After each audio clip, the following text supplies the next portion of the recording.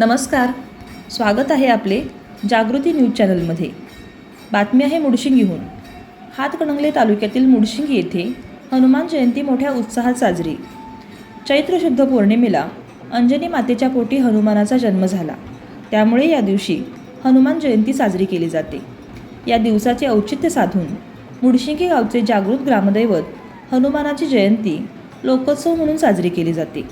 पहाटे 5 वाजता श्री विठ्ठल भजनी मंडळ यांचा भजनाचा कार्यक्रम होतो। गावातील सर्व जाती धर्मातील लोक एकत्र येऊन मूर्तीला अभिषेक करतात। पहाटे 6 वाजता हनुमान जन्मोत्सव साजरा केला जातो, तसेच आरती म्हटली जाते। त्यानंतर हलगी लेझीम खेळत व गुलालाची उधळण करत मानाची पालखी गावभर फिरवली जाते।